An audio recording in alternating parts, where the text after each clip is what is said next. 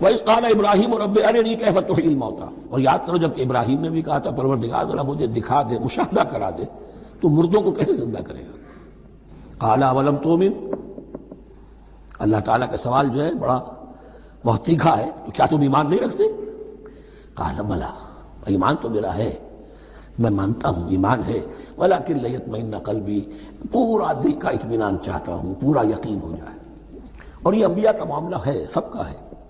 انبیاء کو چونکہ ایمان اور یقین کا ایک ایسی فرنس بنانا ہوتا ہے کہ جن سے ایمان و یقین دوسروں میں سرایت کرے، تو ان کے ایمان و یقین کے لیے انہیں مشاہدات ایسے کرا دیے جاتے ہیں کہ پھر ان کے لیے وہ ایمان صرف ایمان بالغیب نہیں رہتا بلکہ وہ ایمان بالشہود بھی ہو جاتا ہے۔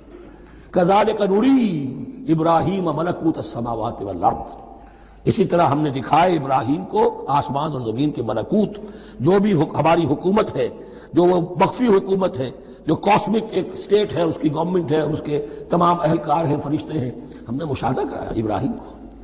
حضور کو اسی لیے شب معراج میں لے جایا گیا کہ ہر شے کو اپنی آنکھوں سے دیکھ لیں، تو وہ یقین کامل پھر ہو جاتا ہے کہ جس میں کسی درجے میں بھی پھر تو یہ ہے کہ ان کے وہ خود ایک بھٹی بن جاتے ہیں ایمان اور یقین کی۔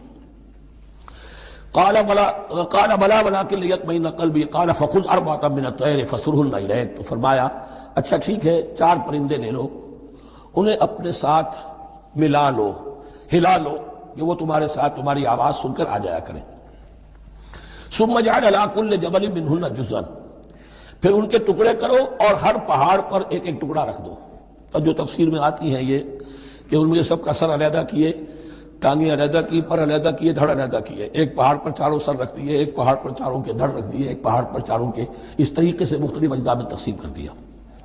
قال فخذ اربعۃ من الطیر فصرهن الیک ثم اجعل علی کل جبل منہن جزءا، پھر ہر پہاڑ پر ان میں سے ایک ایک حصہ رکھ دو۔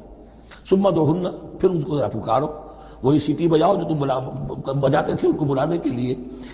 یاتین ثم ادعوہن یاتینک سعیا، وہ دوڑتے ہوئے آ جائیں گے۔ وَاعْلَمْ أَنَّ اللَّهَ عَزِيزٌ حَكِيمٌ، اور جان لو اس بات کو یقین کے ساتھ کہ اللہ تعالیٰ زبردست ہے، کمال حکمت والا۔